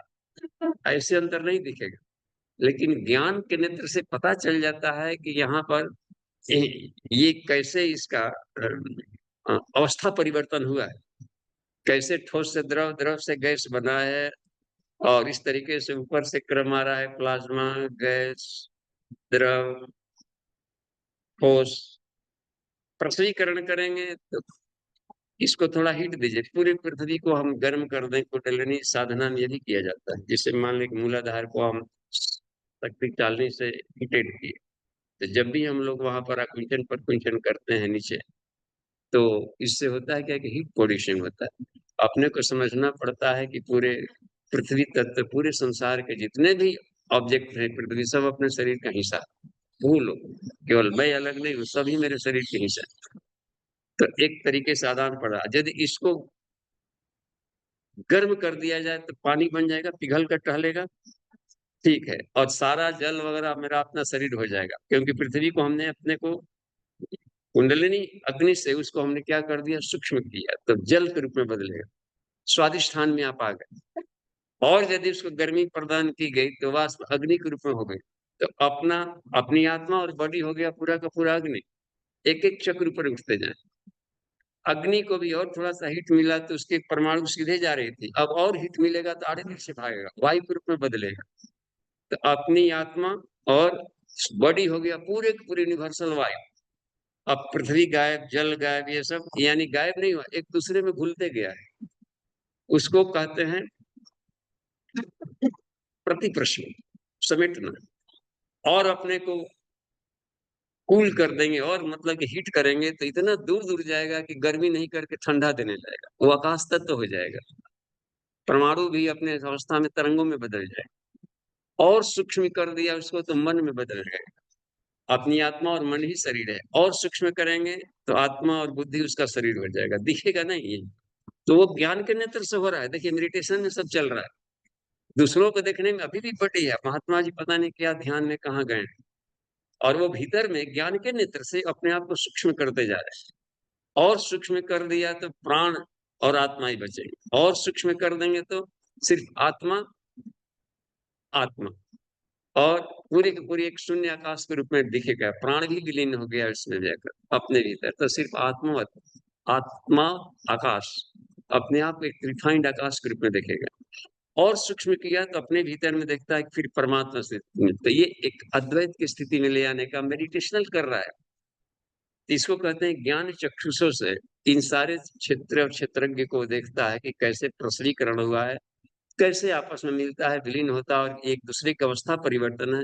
लेकिन सबके भीतर में एक जो अपरिवर्तन चैतन्य सत्ता समान रूप से होमोजीनियस जो अस्थिर है परमात्मा तत्व, उसको कहा कि बहुत प्रकृति मोक्षम चाहिए विदुर यान्ति ते परम। वह निश्चित रूप से वह तथ्य को जानता है और परम परमात्मा के साथ तादात्म्य स्थापित कर लेता है।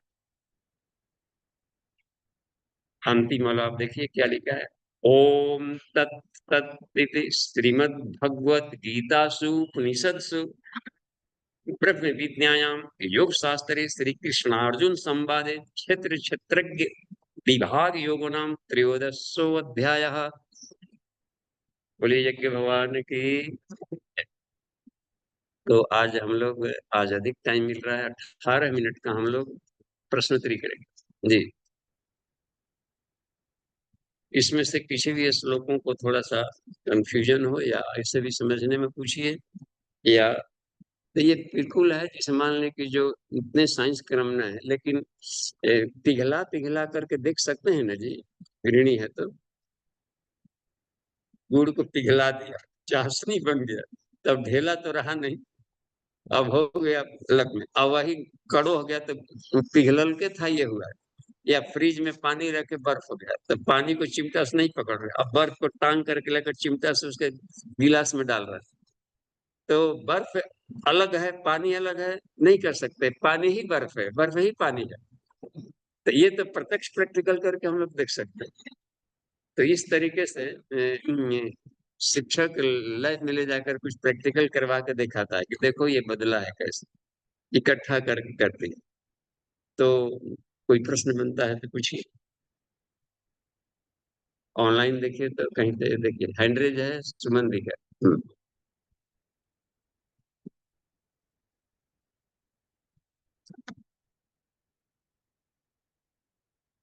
हैंडरेज खोलिए, देखिए भारती जी का कमेंट आता है कि एक्सलेंट एक्सप्रेशन। ये प्योर साइंस है, परा साइंस। ये बहुत जरूरी है कि हम लोग एक एक श्लोकों में समय दें। हम लोग पारायण कर जाते हैं ना तो ऊपर ऊपर उड़ जाते हैं, जैसे कोई वायुवान से जाए तो पूछकर पूछेंगे हवाई जैसा आया है कि रास्ते में वो पान वाला मिला था ना, गुमटी पान वाला देखता है। कारें गाड़ियां तो छोटे छोटे दिख रहे कि कीड़े तो हो गए ऊपर से। तो अब एक पैदल जाने वाला कितना आराम है। तो हर एक चीज से आएगा, बतियाते चलेगा, कांटो चुभेगा तो निकालते चलेगा, अनुभव अधिक लेता है। इसलिए हाँ चलिए ठीक है। सुमन जी हाँ, प्रणाम। प्रणाम बाबूजी। ये जो क्षेत्र क्षेत्रज्ञ जो आ रहा है, क्षेत्र क्षेत्रज्ञ मतलब हाँ अपने शरीर में आत्मा, और संसार के रूप में देखेंगे तो प्रकृति और पुरुष, यही है ना? जी, शरीर को क्षेत्र कह दिया, फील्ड, और उसका एंजॉय लेने वाला रथ है, या रथ ऐसे कठोपनिषद ने कह दिया। शरीर को रथ मान, इन्होंने कहा कि तुम्हारा खेत खलिहान है। यही अंतर है इसमें वो, तो, और आत्मा को मालिक कर दिया जी। तो 26 नंबर मंत्र में जो बोल रहे हैं भगवान, क्षेत्र योगी क्षेत्रज्ञ संयोगात, तो इसमें प्रकृति और पुरुष के ही मिलन से पूरा संसार का रचना हुआ, पूरा एक एक पार्टिकल का रचना हुआ, यही बोल रहा है ना? हाँ जी, जो 26 नंबर। बायोलॉजी पढ़ा जाता है उसमें एक बायो शब्द है। जैसे मान लीजिए कि हम लोग प्राणायाम करते हैं, तो प्राणायाम, प्राण में को उसकी क्या व्याख्या करें, उसमें कैसे करेंगे, प्राण की क्या कहेंगे, बायो इलेक्ट्रिसिटी कह सकते हैं। बाहर की बिजली में जीवन नहीं है, लेकिन भीतर वाली बिजली है, उसमें बायो है, जीवन है। तो ये इसको कह देंगे क्षेत्र क्षेत्रज्ञ का मिलन है, एक मिश्रित एक बन गया एलवाय। तो तीनों तत्वों, इसलिए ईश्वर जीव प्रकृति, कितना लोग त्रैतवाद में इसी तरीके से इस तरीके की जानकारी को त्रैतवाद कह देते हम्म, हैं। ठीक है बाबूजी। लेकिन ये हाँ, ये तो एलवाय है ना, मिश्रण है, अलग कहाँ तत्व होगा। और यदि विलीन हुआ, जब दो नहीं उत्पन्न, पुरुष और प्रकृति नहीं होंगे तो केवल अद्वैत है, केवल ब्रह्म होंगे। जब दो हो गया तो पढ़ाने के लिए कि दो तत्व है, तो पढ़ाने के लिए कहना ही पड़ेगा एक एक परमात्मा है, पुरुष है, प्रकृति। और दोनों के नहीं, मिश्रण तीसरा बना दिया तो एक एलवाई आ गया, जीव जिसको कह देते हैं। जी नहीं तो ठीक है, तो प्रकृति के अनुरूप जब हम चलते हैं तब कोई प्रॉब्लम नहीं होता है, जब प्रकृति के अगेंस्ट कोई चलता है तभी प्रॉब्लम शुरू होता है, क्योंकि प्रकृति और पुरुष तो अलग नहीं है, दोनों एक ही है। जी। तो नहीं तो मतलब कंफ्यूजन यही होता है, प्रकृति को हम अलग मान लेते हैं, पुरुष को अलग मानते हैं। हाँ, तो ज्ञान चक्षुषा शब्द है ना इसमें 34वें में, वो ज्ञान के हम्म नेत्र से दिखाई पड़ेगा कि अवस्था परिवर्तन है, उसी में से लहरें निकली है। समुद्र में तूफान आया, तूफान आता है ना, कितने शहरों के आसपास के शहरों को उखाड़ पखाड़ करके चला गया। उसी समुद्र में उसके गहरे परत में जाएंगे, निचले वाले तो हमें तो उसको पता नहीं है कि हमारा ऊपर बाल उड़ रहा था, लहर में बाल हिल रहे थे। तो थोड़ा सा भी मुस्काया, मान ली कि पूरे ईश्वर पूरे शरीर है, तो ये लहरें कहाँ से आगे मुस्कुरा रहे होंगे, मुस्कुराहट से कुछ न कुछ कंपन निकला, वही लहर बन के आ गई। तो संसार में जैसे भूकंप आ गया, ये आ गया, वो आ गया, तहस नहस हुआ, गलाइट, हम तो डर के मारे भागते रहे हैं और कहते हैं कि वो शिव जी नाच रहे हैं। वो नाचने का मजा ले रहा है, तांडव नृत्य। और नाचता है तो आदमी एक पायल की झंकार आएगी, तो नाद युग में जाने पर जब सुनाई पड़े पायल की झंकार, तो समझिए कि सृष्टि में कहीं ना कहीं पर नृत्य चल रहा है, तांडव नृत्य, भूकंप तुकंप ये सब हो रहा है, सूक्ष्म अवस्था में पायल की झंकार आएगी। तो ईश्वर एक शरीर है, उसका मन नाचे हंसे कूदे, तो उसके लहरों में हम लोग नहीं है उसके साथ तादाद में, तो इसमें घबराने लगते हैं। ठीक है बाबूजी, मुझे 29 मंथ में बताइए, करती है प्रकृति कर्म सारे, ठीक है, प्रकृति सारे कर्म कर रही है, तो वो सही कर्म ही कर रही है। हम जो गलत कर रहे हैं और अपने आप को सही बोल रहे हैं, वो प्रकृति के अगेंस्ट हुआ, इसका मतलब यही बोल रहा है। अच्छा ठीक है, मान लीजिए कि कोई अपशब्द बोला या कड़ू वचन बोला, हम दुखित हो जाए, तो उसके, वो नहीं बोला है ना, आत्मा जो उसके भीतर जो मूल पर्सनालिटी वो नहीं बोली, अपने मन को रिफाइंड ने जो ऑपरेटस था, उसका ऑपरेटस मुरझाई था, इसलिए इन्फेक्शन हुआ है हमें भीतर में। उसके उन्होंने अपने मन की साधना नहीं की थी कि इसको मुलायम तरीके से कैसे प्रयोग किया जा सकता है, न कि वो खराब है भीतर वाला। इस तरीके से सहृदयता अपने भीतर आई, तो ज्ञान के नेत्र से जब भी देखेंगे तो एकदम शांति और आनंद रहेगा वहां। नहीं तो वैसे केस में वो जो बोला, खराब बात बोला, वो प्रकृति के तीसरे पार्ट में, सत रज में नहीं है, तम में है वो, हाँ जी। तम भाव से ही बोला ना। और ठीक है। अंतःकरण में इच्छा जगी, उसको सफाई नहीं था, तो आपके बिहेवियर तो कुछ ना कुछ देखा होगा, ऐसे नहीं रिएक्ट किया होगा, उसको हम्म हम दिखाई पड़े होंगे या हमारे बच्चन उसको जाकर किया होगा, अब उस मुरझाइल है तो ऐसा ही जाकर के मुरझाइल वाले से ऐसा ही आता है लौट के। ये गुना गुना से वर्त बनता है, इसको जान के मतलब क्यों समझता है, इसलिए अपने मन को ठीक हम है। क्यों दुखित माने, गुणा गुणे ठीक है, से वर्त प्रणाम बनता है, बाबूजी। इतनी मतवा न सजता है, इसलिए ज्ञानी आदमी इसमें प्रभावित नहीं होता मान अपमान के शब्दों से, क्योंकि वो ज्ञान के नेत्रों से देख रहा है और हैंडल कर रहा है। जी ठीक है, धन्यवाद। नेक्स्ट। जय बुक्स में एक प्रकार है, जय की मैंने सीखा उसने की जब भी किसी की बुराई नहीं देखते तो फिर कोई कितनी भी बुराई करे उसे सजा नहीं दी जाएगी। हाँ, और देखिए इसमें सापेक्षता का सिद्धांत, यदि हमारे भीतर में अंग अवयव हैं तो हमें सापेक्षता के संसार में दोहरा जीवन जीना पड़ता है। दो, जैसे गॉडलीनेस, ज्ञान रहे वो, और ड्यूटीफुलनेस।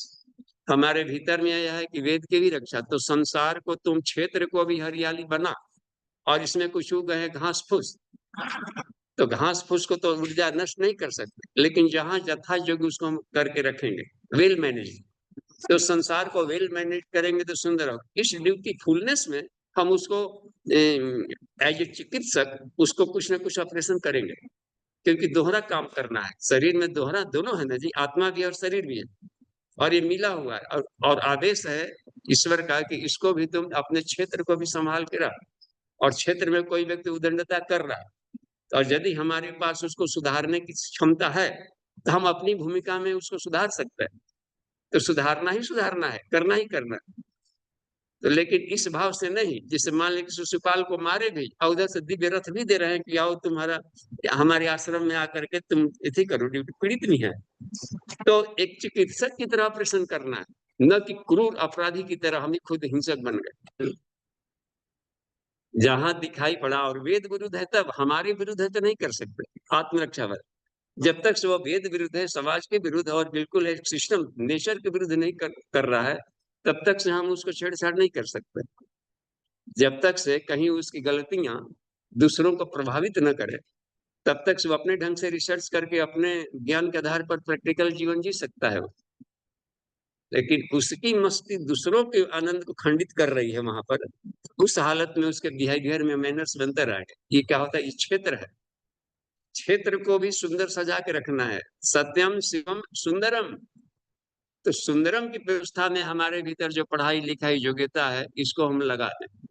उस हालत में ऑपरेशन, और उस हालत में हिंसा करनी पड़ी गई, तो उसको भी अहिंसा माना जाता है। वैदिक हिंसा हिंसा न भवती, तो डॉक्टर के ऑपरेशन अपराध में नहीं आता। हाथ भी लेटा ही रहता है, निकलेगा ऑपरेशन से सब लहू लुहान लगता है, पता नहीं किसका खून पी करके आ रहा है, चीर फाड़ करके, लेकिन वो वहां पर परम संत के भाव में है। ऑपरेशन प्रक्रिया किया है, किसी की प्राण की रक्षा करने में खून खचर निकला, तो वो करना ही करना है धरती को स्वर्ग बनाने के लिए, उसको हिंसा नहीं मानता। क्लियर हो रहा है कुछ नितिन जी? जी।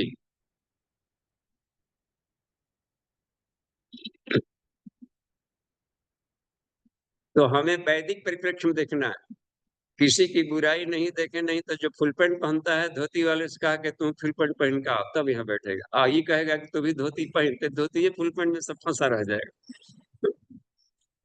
पड़ेगा ना जी, वेशभूषा में ऐसा कर, तो भी ये करो कर, तो ऐसे नहीं देखे जाते। ये देखा जाता है कि जो चरित्र चिंतन व्यवहार है, वो उसका उत्कृष्ट है कि नहीं। तो संत किसी वेश में रह सकता है, संत किसी वेश में रह सकता है। महावीर स्वामी दिगंबर, लेकिन भगवान बन गए अवधूत। उसको अपने, इसलिए वो ये दिखाता है कि दूसरों के कल्याण कर रहा है कि नहीं, और दूसरों को हानि पहुंचता है कि नहीं। यदि हानि पहुंचा है तो बिहेवियर में खुद बदल देगा। इसलिए वो लोग अलग थलग रहते हैं कि नहीं, हम बस्त्र वाले एरिया में जाएंगे तो उनको हमसे दिक्कत होगी, तो अपने आप एरिया में रहेंगे। जब इधर आएंगे तो अपने आप ही संसार पर दया करने के लिए वस्त्र लपेट करके उस ड्रेस में जाएंगे। जैसे जाते हैं, जैसे मान लीजिए कि आप गए गुरुद्वारों में, तो आपके पास माथा पर रुमाल नहीं है, रुमाल नहीं है तो वो लोग आपूर्ति भी करते हैं, रखा हुआ रहता है वहां पर, लीजिए वहां पर जा करके करे परिवेश में। तो ये वहां के सामाजिक नियमों को उसमें करना पड़ता है, जाना पड़ेगा। ताड़ी पीना है आपको, पीना है तो ताड़ के नीचे पीजिए, और यहाँ पर मंदिर है, सब बैठे वहां पर बीच में ऐसा पीने लगा, तो वहां पर रोका जाएगा उसको। लेकिन वो अपने लिए मेडिसिन के लिए यदि पी रहा कर रहा है, तो वहां पर आकर हॉस्पिटल में कर। तो हर जगह व्यवस्था की गुंजाइश है, लेकिन दिक्कत तब पड़ती जब सुर में सुर नहीं मिल रहा, असुर बनेंगे तब। तो इस अवस्था को लिए ऑपरेशन कहते हैं। इसके लिए भी डॉक्टर जैसी प्रतिभा चाहिए, सबको नहीं सुधारता है। गार्जियन सुधार देते तब स्कूल में नहीं भेजते मास्टरों के लिए, कि वो ऑपरेशन बढ़िया करते हैं और बिगड़ैल को सुधार कर बना देंगे शानदार। ठीक है जी। ईश्वर प्राण के रूप में सब में है, मानते हुए भी भाव को नहीं बनता, इसका प्रकार है। हाँ, मानना, मानते हुए भी भाव क्यों नहीं बनता है? क्योंकि यह मानना व्यवहार में अभ्यास नहीं किया गया। भीतर तो है, मानते हैं, लेकिन प्रैक्टिकल लाइफ जब तक समझ जाएंगे। यहाँ पर देखते हैं ना, इसमें भाव क्यों नहीं बनता है?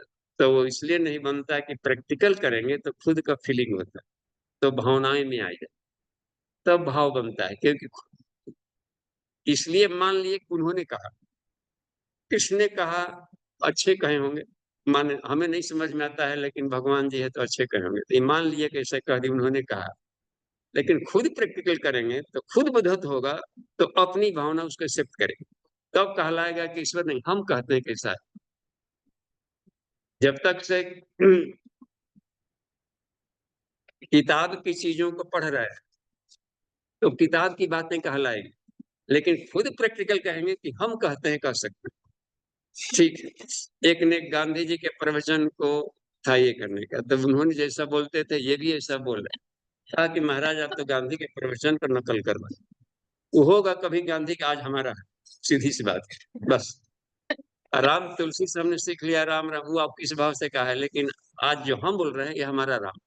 जैसे कबीरदास ने अपने ढंग से ईश्वर को किया, तो उनका राम अपने ढंग का हुआ।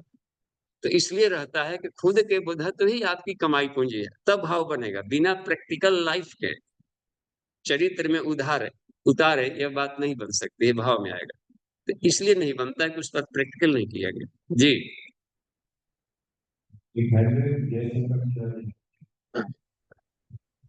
और प्रणाम बाबूजी। प्रणाम। हाँ बाबूजी, जो जड़ और चेतन दोनों में ईश्वरीय तत्व है बाबूजी, हाँ, तो फिर ये भेद कैसा है बाबूजी? क्या भेद है? जैसे जड़ और चेतन बार बार आती है बाबूजी व्याख्या हाँ, कि जड़ और चेत हाँ, जड़ चेतन की जो ये शब्दावली का प्रयोग किया जाता है, तो किसी खास अवस्था परिवर्तन में उसके गुण बिल्कुल बदल जाते हैं, तो उसकी व्याख्या अलग हो जाती है। जैसे मान लीजिए कि भाप ऊपर उड़ रहा था, हमने उसको थोड़ा कोल्ड एनर्जी दिया, कंडेंसेशन होता है ना, एक संघनीकरण मशीन से बाष्प को संघनीकरण दिए, तो देखिए खाली हम आप टेम्परेचर दे रहे हैं, ऊपर जा रहा था तो अब इकट्ठा होकर के पानी बना, नीचे आने लगा, जल बन गया, और कर दिए तो बर्फ बना। तो बर्फ का नेचर तो अलग हो गया, और उधर जला रहा था भाप से, और ये ठंडा करने लगा, इसलिए गुण बदल गए, स्वभाव बदल गया, तो नाम अलग दे दिया गया है। एक ही अवस्था परिवर्तन है सिर्फ। तो ज्ञान के द्वारा तो कहीं अंतर नहीं पड़ा, एक ही ईश्वर है। अवस्था बदल गई तो उसके अलग थोड़े कहलाएगा। माटी का कृष्ण भी बनेगा और माटी का गणेश भी बनेगा, काली भी बना सकते हैं, जो भी है, मतलब सारी मूर्तियां तो मिट्टी से बनी, तो मिट्टी के लेयर से देखेंगे तो सब मिट्टी है, तो वहां पर तो और मिट्टी ईश्वर है, मान लीजिए जिस बेस से सारा बना, तो वहां मिट्टी के एंगल में देखेंगे तो अलग अलग नहीं है, लेकिन अलग अलग आकृतियां बनाए किस उद्देश्य से, वो वहां पर पढ़ाएंगे तब अलग विद्या हो जाएगी। दाओ तुम्हें प्रेम के बारे में बताते हैं, ऐसा हो, विवेक के बारे में बताते हैं, ज्ञान के बारे में लंबा सुन रखो, दूरदर्शी विवेकशीलता रखो, सारे संसार के ध्वनियों को सुनो, है ना, और जो सुना गया उसको पचाओ, डाइजेस्ट करो। तो ऐसी आकृति बना करके उसको विवेक उत्पन्न किया गया, तो वहां पर एक अलग सब्जेक्ट के रूप में आ गया फॉर द टाइमिंग। और यदि ज्ञान मिल गया तो वहां पर फिर गणेश की भूमिका खत्म, क्योंकि हमने सत्य को पा लिया। ओके जी, ठीक है, शांति पाठ का समय हो गया है। हाँ, 1 मिनट है, देखिए तो ठीक है। यहाँ से कोई प्रश्न बन रहा है क्या? 1 मिनट, हाँ जी, देखिए तो राणा जी को। Questi abbiamo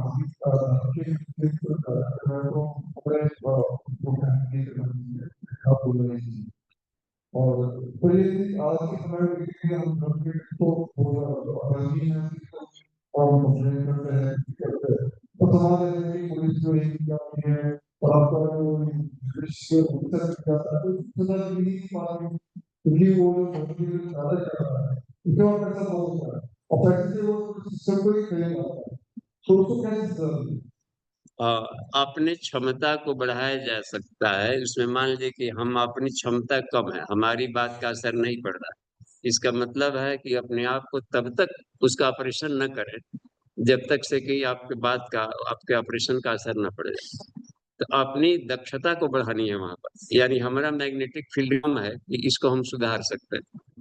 तो इसलिए श्री कृष्ण जैसे लोग आज ज्यादा ही धर्म से ग्लानिर्भवति, तब जा करके वो आता है, मनुष्य प्रेसिडेंशियल रूल आता है कि मनुष्य अपने प्रयास से नहीं हुआ तो प्रकृति तो सहेगी नहीं है खास अवस्था। तो पहले घटक बना दिया है कि छोटे छोटे कंपाउंडर और ये देख लें, नहीं देख पा रहे तब तक बड़ा इंजीनियर सब आता है। तो इसलिए अपने आप को ही प्रयास करके पहले मनुष्य, यदि हम सब करते में सक्षम रहेंगे तो अवतरण की जरूरत नहीं पड़ेगी। तो ग्लानि इतना हो जाए तो इसका मतलब रहता है कि हमारा पुरस्कार है अपना, तो हम नहीं लड़ पाएंगे, कर पाएंगे, अपना पराक्रम कम था तो ऐसे कर रहा था। तो अपने आप के सामर्थ्य को बढ़ाना है कि ये भी एक काम करना होता है। धर्मो रक्षति रक्षिता, हम नहीं कर पाएंगे तब तो धर्म हमारी भी रक्षा नहीं कर। तो रक्षा करने भर जाकर के हम अपने आप को पावरफुल बनावे तो शक्ति पक्ष कमजोर है अपना, तो अपना रुद्र ग्रंथि विकसित कर लेंगे, तो फिर जाकर के अनाथी मजाल है कि कृष्ण का न्यायपालिका के दंड सुनते कौन नहीं कांपे, शिव आ रहा है सीधे ऑपरेशन कर देगा। विष्णु आ गए थे बराह अवतार में, अब उनको अब सुअर प्रजाति में अपना परिवार बसा करके रह रहे थे, अब मुंह हो गया था इधर। अब देखे कि उसका टाइम खत्म हो गया, डिक्टेशन का टाइम अब आना चाहिए था। अब वो काउंटर पार्ट है ना कि हम जा रहे हैं उधर अवतार में, आप हमारा संभालिएगा विभाग। तो यहाँ पर आकर कर रहे थे, देखे कि तो चलो तभी ना ना, अरे ऐसा कहाँ बैकुंठ लोग वहां कीचड़ में आनंद ले रहे थे सुअर प्रजाति में। तो अंत में नहीं समझाने पर हुआ, तो फिर जाकर के जो बेहोशी की अवस्था आ सकती है किसी पर, आखिर बॉडी में प्रवेश में आ गए हैं, तो जीव संग वो प्रेम, तो उसको त्रिशूल से भी मारे, पीठ पर लादे, वहां जाकर पटक ली, यार हम तुम्हारा विभाग हम नहीं संभाले कब से। तो यह बात आती है, तो वहां पर क्या किया गया, ऊर्जा को नाश कर ही नहीं सकते। वो तो दूसरों के लिए धर्म के विरुद्ध माने अन्यों को डिस्टर्ब हो रहा है, क्योंकि उसको तो हर हालत में उसका मन तो मन रहेगा ही, क्रियाएं तो रहेगी, बकरे तो रहेंगे, अपने भाव से तो लोग मरेंगे ही मरेंगे, अपने घर से परमाणु उड़ते रहेंगे ही रहेंगे। तो ये क्रियाएं चलती रहती है, क्योंकि संविधान या वेद का मतलब होता है समग्रता को एज ए होल, उसको दिक्कत पड़ गई। हे कबीरदास आपके अश्लील गाने और फुहड़ गानों, या हे भिखारी ठाकुर, एक भोजपुरी के थे, अश्लील भी बनाते थे गीत श्रृंगार रस के, लेकिन उसमें गुड़ सत्य छिपा रहता। तो कबीर की भाषा या जिनकी भाषा सब नहीं जानेंगे, तो कोमल जो मस्तिष्क है वो फिसल जाएंगे उधर। इसलिए आज का महाकाल आया, कहा कि नहीं, एक तो तुम फुहड़ गीतों को मत बना, क्योंकि सभी लोग कबीरदास नहीं है या ब्रह्म ज्ञानी का अर्थ ले है। तो एक तो ये काम कर, और दूसरा प्रयास ये कर, यदि फुहड़ गाना आ भी रहा है तो अपने उसके में शब्द ब्रह्म को फिल्टर कर ले। तो दोनों ट्रेनिंग करना देना पड़ेगा, किसका किसका माइक लाउड स्पीकर बंद करते चलेंगे। ऐसा गीत आ भी गया तो शब्द ही ब्रह्म है, तो प्रशिक्षण दोनों चलनी चाहिए। एक तो ऐसे बनाए नहीं जाए, और दूसरा यदि बन गया है तो ऊपर अपने पर आ रहा है प्रहार, तो उसको हम सहें और उसको फूल में बदल दें, वो कला भी सिखानी पड़ेगी। ठीक है जी। ओम शांति शांति शांति समाप्ति।